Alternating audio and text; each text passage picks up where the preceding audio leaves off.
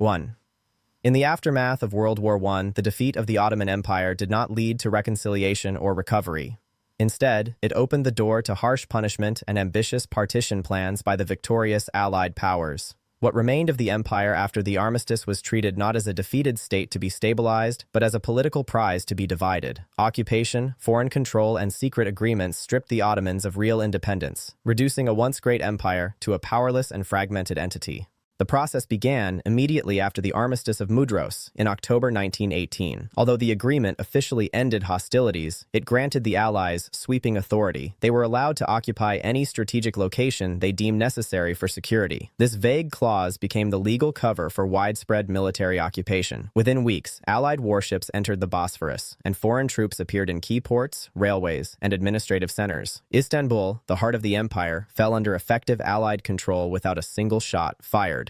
British, French, and Italian forces quickly moved to secure regions critical to their strategic and economic interests. Ports along the Aegean and Mediterranean were occupied, cutting the Ottoman government off from international trade. Railways were seized, crippling internal movement and administration. Telegraph lines, customs offices, and financial institutions came under foreign supervision. The empire still had a government, but it no longer controlled its own infrastructure.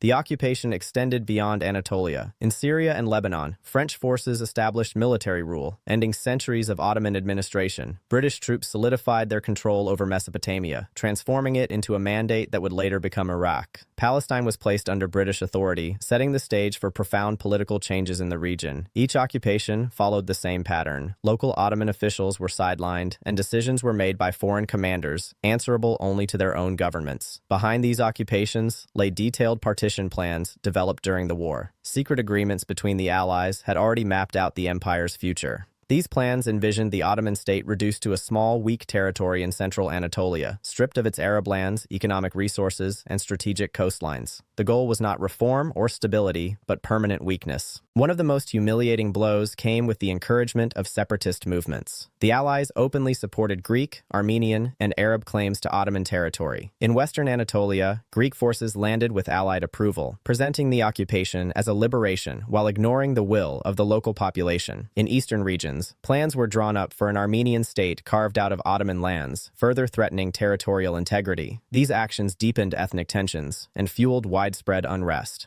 Economically, the punishment was severe. Allied control over customs and finances deprived the Ottoman government of revenue. War reparations and foreign debts, accumulated over decades, remained in place despite the empire's ruined condition. Inflation soared as the government printed money to survive, salaries went unpaid, public services collapsed, and poverty deepened across cities and villages alike. Food shortages worsened under occupation. Agricultural regions were separated from urban centers by foreign-controlled transport routes. In some areas, Allied requisitions took priority over civilian needs. Breadlines returned, malnutrition spread, and public anger grew. The empire, already weakened by war, now faced starvation under foreign oversight. Politically, the Ottoman leadership was trapped. The Sultan's government in Istanbul existed under constant Allied pressure. Ministers were arrested or exiled. Laws were issued only with Allied approval. Any attempt at resistance risked immediate retaliation. The state had lost not only territory, but dignity and authority. To many citizens, the government appeared complicit, unable or unwilling to defend national interests.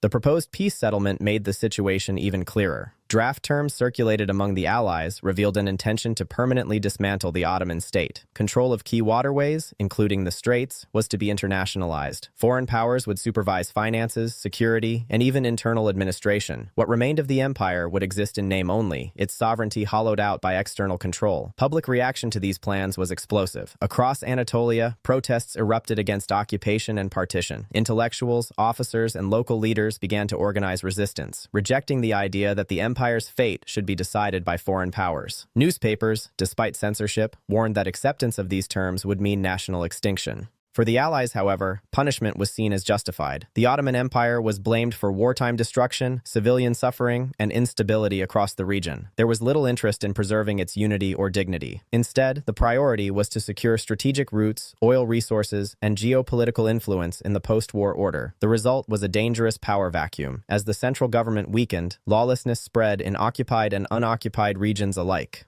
Banditry increased. Communal violence flared. Millions of refugees remained homeless, caught between collapsing institutions and foreign military rule. The empire was not only losing land, but unraveling socially. By the time formal treaties were discussed, the reality was undeniable. The Ottoman Empire had been reduced to a defeated, occupied, and humiliated state with no real independence. Its borders were being drawn by others. Its economy was controlled by foreigners. Its political future was uncertain and bleak. Yet within this collapse lay the seeds of transformation. The harshness of Allied punishment and the threat of total partition sparked a powerful reaction. Resistance movements gained momentum, driven by the belief that survival required rejection of imposed weakness. What began as scattered opposition would soon evolve into a broader struggle over sovereignty and self-determination. In the immediate post-war years, however, the picture was grim.